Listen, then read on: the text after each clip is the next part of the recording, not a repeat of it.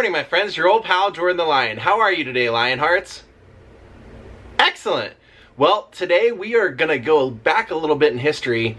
The early days of this channel, I had a friend of mine on as a guest named Jeff Scott. And Jeff Scott, for a few years of his life, at one point was a professional Pee Wee Herman impersonator for SeaWorld and traveled around the U.S. at various SeaWorld locations being Pee Wee Herman. Now, Jeff is an accomplished musician outside of that, and for decades he has been the pianist at the Comedy Store, the world famous Comedy Store. And what he's going to do today is he's invited us over and he's going to tell us some of his favorite moments of the late night. So we'll hear stories probably about Andrew Dice Clay, Richard Pryor, who knows. But Jeff is a great storyteller, very interesting guy, and he's kind of like us, where he likes to collect kind of odd things that have something to do with a moment. So he has a lot of mementos from those late night shows. So let's go visit Jeff Scott. And Daze with Jordan the Lion begins now. Jeff, this is crazy that you're showing me this, but we just noticed today is Mitzi Shore's birthday, and you have a Mitzi Shore little pendant. I think she would have been 89? Is that right? Yeah, I think so. Wow. And there was always the yearly birthday party at the store. Yeah, that's right. Wow, it doesn't seem like that much time has gone. Well, Jeff, I kind of did an introduction telling everyone, we've been out here to meet you before, and we saw one side of your life, but today you agreed to tell us about your years at the Comedy Store, the most famous comedy club in the entire world, and you've seen some of the greatest comebacks, you've seen bombings by some of the greatest comedians in the world, and I said, you know what, let's just turn Jeff loose. He's a great storyteller. Let him tell about his life at the Comedy Store. So anything you'd love to tell, we would love to hear. Well, I'll start with, because one of the things I would like to tell you about is I started December 9th, 1995. 96 was Richard Pryor's last year performing in public. And Richard would be in the original room, the showroom I play piano in. He was there on Wednesday and Friday nights. And after about 5 months, I asked one of our managers, Bobby, if he would take a picture of me and Richard and Mitzi. And so that's what that is. And that was the first and only photo I took for like 10 years. Wow, that's great. And what I love about the photo, besides my horrible hair and bad dye job, is how excited Mitzi is for me. She's looking at me happy that I'm like getting this photo, But I was fortunate enough because I'd come into the club. I get there about an hour before the show starts. That's and great. I would set up the piano, set up the microphones, go get my coffee, and then I'd sit down in the back with Mitzi and Richard. Richard was the only person that Mitzi would let sit in her chair. Her chair was the first one. The first one. But he'd have his martini, Mitzi'd have her Perrier, and I would sit there. And would you say he was probably, in her mind, the most important person to come to the club? Because he kind of helped build the club early on? Well, we call it the house that Pryor built. Because it really is. It was his popularity and fame that really launched the club. So that says a lot about how much Mitzi liked you, that she would be willing to let you... To let me, sit there. And on Wednesday, Richard would come in early on those days and sit there with Mitzi. And I just got the three of us for an hour. I just got to sit there and listen and eventually, talk a little and eventually ask a question. And then on Fridays, he had a driver. His regular driver was Tim. Hi, Tim, miss you. And on Friday, Richard would sit out in his van. Tim drove in a big van, and Richard would sit in the van until it was time to come in, because with all three showrooms open, he would be mobbed. He couldn't just sit in the back of the showroom. Right. So I would come out to the van and say hello to Richard and Tim, and Richard would ask me, what time, how far away before I go on, this, and sometimes he'd ask me, who's here to see me today, anybody famous? Oh yeah, Connie Stevens is here. I got to hang out with her afterwards one night and talk with her. I remember Tony Curtis being there. I mean, it was old Hollywood was coming out to see Richard. But like I said, on Wednesdays, he'd come in early before the show and sit with Mitzi, and I got to sit there and just the three of us. I didn't realize at the time how amazing and how blessed I was. You know, piano players, you go gig to gig to gig, and maybe you work somewhere for a year and then you go on something else. I never thought I'd be at the Comedy Store for 23 years. Now, was Richard good at the end? Like that was last year's, or did you see a progression, or how did it work? Well, first of all, Tim or myself or Chewy, our security lock guy, when we only had one guy. Wow. Two of us would help walk Richard up. He could walk, but he needed a hand under each arm. Right. Usually Tim and Chewy would walk Richard up. I'd play the music. I'd play What's Going On, Stevie Wonder's What's Going On. That was his favorite. And the comic would introduce Richard. They'd start walking him from the back of the room. I'd go up on stage, and behind the stage we had a big cushy chair that I would bring out just for him to sit in. And I'd help him get seated in the chair, and then I'd bring over my boom microphone from the piano so that it could be in his face, because he couldn't really hold the microphone back then. Right, he was he could really barely hold a glass.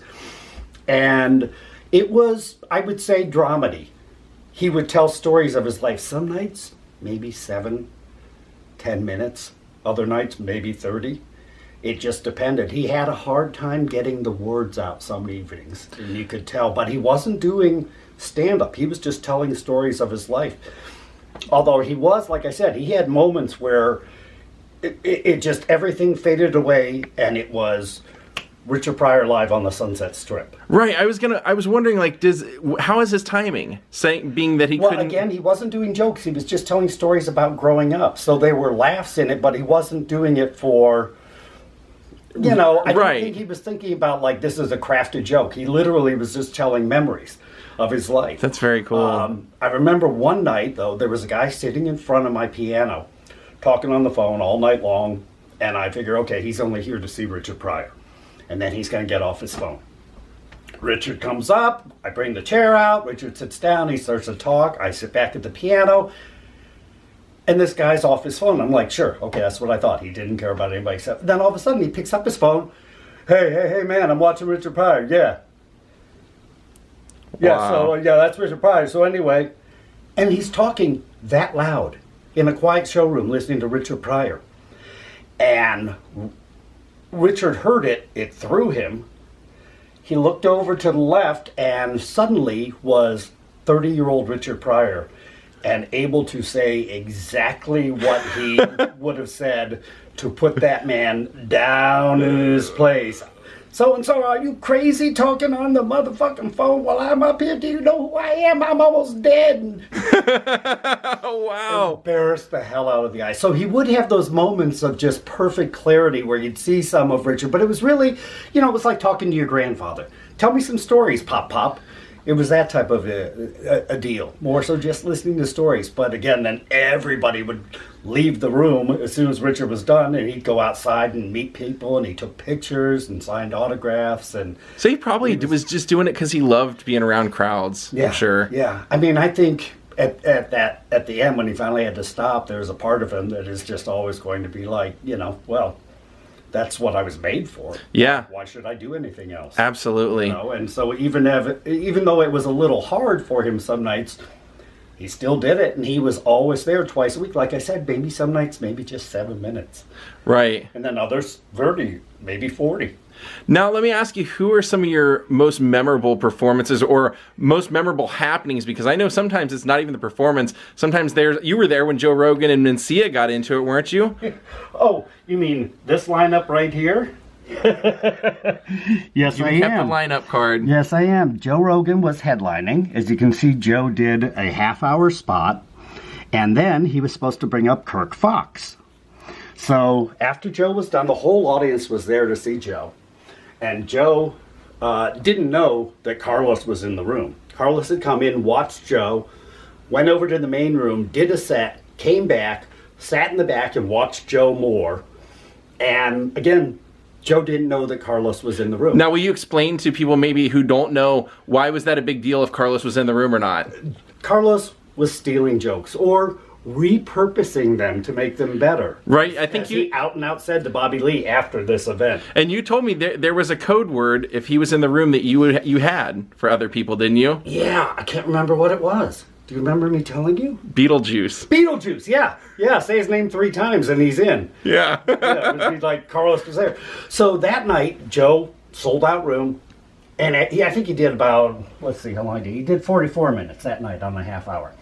And so he goes to introduce Kirk Fox, who is next, not knowing that Carlos is in the club or in the back of the room. And he says, this next guy writes for Carlos Mencia. Please welcome Kirk Fox. Kirk walks up, they hand the microphone off to each other. Joe walks down on the stage, off the stage, and is in the middle of the audience when suddenly Carlos from the back starts screaming at him. And Joe continues to walk towards the back, and Kirk is up on stage, hasn't said anything, because instantly there's this loud thing, and then Joe sort of pipes in, and the audience is aware that something is really bad and going on. And I hear Joe say, let's take it outside. Doesn't mean fight. You're not going to fight. Right, Joe, just not interrupt the show. Take it outside, exactly. And Joe walks down the steps. Carlos runs up on stage, pulls the mic out of his friend's hand, Kirk's hand, right, and starts going off and yelling at Joe as if he was right there. The audience doesn't know who it is. I mean, maybe some of them had known who Carlos Mencia was, but they weren't there to see him. They didn't care. All they knew was this other guy was introduced, and a stranger stormed the stage, pulled the microphone out, and was blah, blah, blah, blah, blah, blah, blah, blah, blah, you mother, blah, blah, blah, screaming and yelling. Well, Joe gets word quickly out in the parking lot that, you know, Mencia's up on stage talking shit about him, and Joe walks back up on stage. And then I'm watching this, and Carlos is holding the mic. He won't let Joe have it. He's sort of, you know, holding it here, but Joe's laughing. Controlling the conversation. He's or trying to. Conversation. Yeah, and there's a point at the video you can see where a hand pumps in. My hand, handing Joe the back of mic too, so that they have 2 microphones. Now, mind you, Joe did 44 minutes. Those 2 argued. Let's see. Carlos stormed stage. Fight, fight, fight. You're documenting all this on paper as it happens. I love that. 12. Okay, 12 and 44. So it went on for about 18 minutes. Wow. On stage. And again, some of the audience has no idea who this other comic is. They were there to see Joe. They were right. On Joe's he was side. It's all Fear Joe's Factory audience. or Fear right. Factor. Yeah. It was still Fear Factor back then. And people are yelling, "Get off the stage, you!"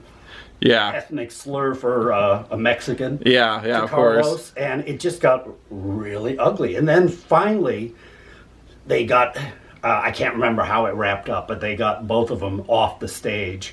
And I think Kirk went on, did I? Yeah, it looks like he went on the rest of the night, you know, so I didn't mark times or anything. Because I was out. Brian Redband, Rogan's videographer at the time, was taping it. So you can see my hand Joe the second. Yeah, so you can see that all this whole event is on YouTube now still. And then outside. If he goes outside, he thinks of it different. And it would be green, it would be, you know, blue, whatever it was, but it's a different amount to do. And that it's totally, you know, irresponsible. Mm-hmm. So it did it well. And that actually like kind of changed the course of the Comedy Store history, wouldn't you say? Because in the end, Mitzi basically told Joe like, hey, you guys got to work it out. But then someone else said, no, Joe, you're banned now. And Joe Rogan didn't perform at the Comedy Store for almost a decade. He technically wasn't banned. He was just told don't come around for a while, which he took as banned. An insult, because he wasn't in the wrong. I mean, the like I said, Red Band videotaped the fight that continued outside in the back with Ari Shaffir and Bobby Lee, and with Joe, you know, other comics supporting Joe.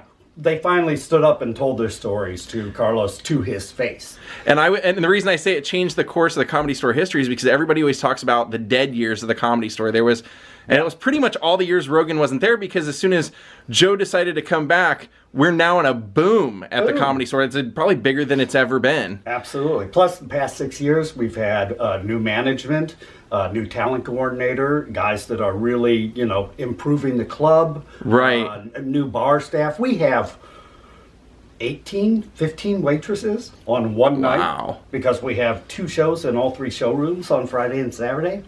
So it's a lot busier. But yeah, there were times where if we had 40 people in the audience, we were like, oh my God, it's packed tonight. And Joe Rogan, full audience, because Joe was a draw. He was one of the most popular names back then. So Jeff, you've also been around for Andrew Dice Clay, quote unquote, making a comeback. I mean, he was the biggest star in the world, selling out Madison Square Garden, and then his career would hit a lull, and then he would work his way back. You were there for some of those nights. yeah. Do you want to talk about things you saw, or what it was like seeing Dice Clay come back in a small club where he started? Well, it was great fun, because everybody, whether people were fans or not, everybody knows Dice. Right. I mean, he's worldwide famous. And back when I started, 96, I used to play songs for Dice. He would do singing impressions. The contents of my balls is on your face. And I'd play, like I learned 4 or 5. It was just sort of... You became part of his act for those. Quickly thrown into it. And then it became like, you know, he can say shit about me and kick me out of the room, which was all, you know, totally fine. He actually, once I did it, after like maybe 12 times, I decided, okay, I won't pay for it. It's fine. I'll do it.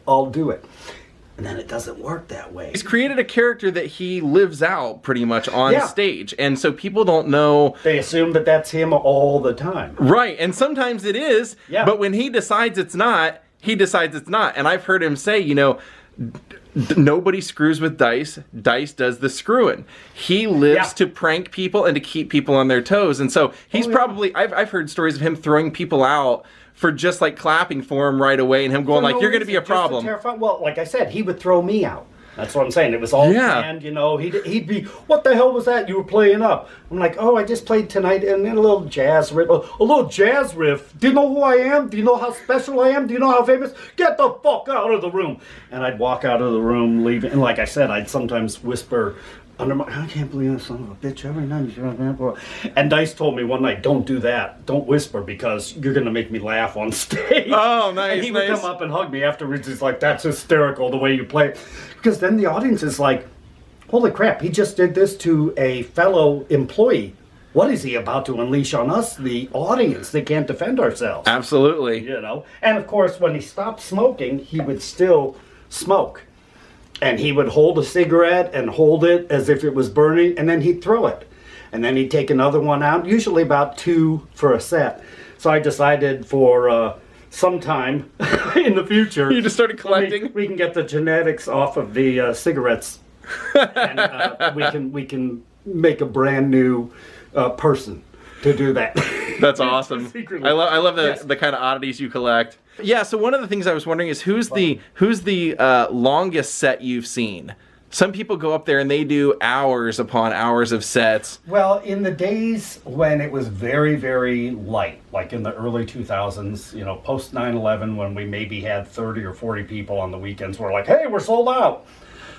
In the middle of the week, Mitzi, and maybe because she was a little older and not really thinking clear, she had told Dice Clay and Eddie Griffin that they could both go on whenever they wanted. And they both say that she said as long as they wanted. Now, did they ever show up and try and go on the same night? Yep. Oh, that became the thing. Who got there first and who could do more hours? And of course that means anyone that was on the set list behind you wasn't going on if they were on, basically. And it went on for the better part of a year. And people decided to do it, even though... How long did you see like Eddie or Dice do? I mean, just to give people an idea. Dice decided an hour, and he did an hour. Eddie decided 4, 5, 6, 7 hours. Didn't matter. No kidding. And, you know, the audience would come and go, and I was there for a while, and I suddenly realized, you know, I'm paid till 2. I don't have to stay here. Yeah. Goodbye. And then I'd hear, he was on till 7 in the morning last night. Like, what? Wow. What? There was a night, Friday night, big lineup. Eddie came in, wanted to go up second for a set, and I told him, if you're going up second, short set, I got a lot of people. He did the whole night. And Probably just because you told him. probably. probably. And I'd say about 50% of the audience asked for their money back and left. Wow. I do remember hearing somebody tell me a story that one night Mitzi called and said, tell him to get off. And you had to tell him Mitzi said get off. Yes, exactly. He was doing long, and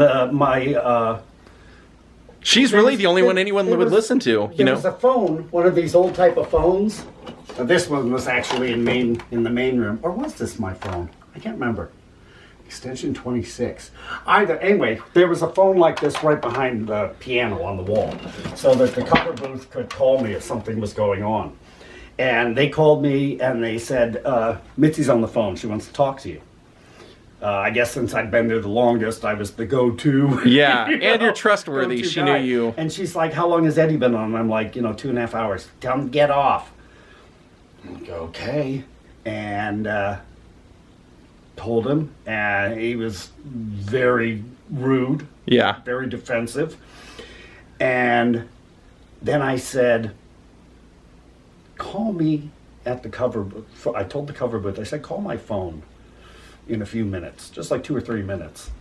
And turned on the ringer and turned my microphone on real loud. And I'm like, hello? And instantly, of course, he's going, what you doing? I'm trying to perform and you're talking on the phone. Blah, blah. I'm like, yeah, I'll tell him. Mitzi said you really need to go. Mitzi? Yeah, she's like, oh, okay. I'm Eddie Griffin. Peace out. And a couple other times, I did the exact same thing. What would you say was the funniest set that you've seen? Who have you seen or... None of it. He could absolutely be the funniest. He's hilarious and extremely talented and funny and clever and tells stories that are really, really funny. But for 5, 6, 7 hours? Yeah. To your fellow comics? That's just rude. Yeah, absolutely. It's just rude. Now, outside of all the comics you've seen, who is your favorite to get to see, would you say? Well, I have a couple over the year, and they're all sort of based on the generations of when I've been there. Yeah, go ahead and... when somebody says, who's your favorite, I can never name a favorite. Right. But there are 3 people that stick out, and now I've just recently added a 4th. From going back in the day, Sam Kinnison's opening act, Carl LeBeau. Right. Carl has his own show up in Vegas right now, and Robin Williams watched Carl to learn how to be Robin Williams. That's how impressive Carl LeBeau is. Even if it's material, it's still like one night in the main room, he's like, okay, I'm going to do my normal set, but bring the lights down and you play some like jazz, like a blues nightclub. And he did all this material like this, man. And it was all like, beatnik type stuff. Yeah. For all 15 minutes. And just could do that. Another guy who I love, and he's almost exclusively at our club. It'll be very rare if you catch him at another club because he doesn't like to tour because people don't get his sense of humor, would be the one and only Mr. Brian Holtzman. How did I know that you were going to say that?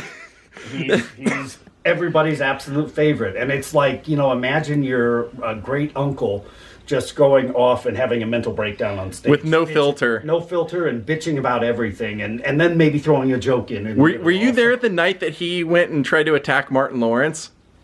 No, I heard about that. He tells that story, and it's funny just to give the audience an idea of what Brian Holtzman's like. He tells a story about how he heard Martin Lawrence in the back of the showroom while Brian was trying to do a set, and he starts yelling at Martin, threatening to go out and beat up Martin.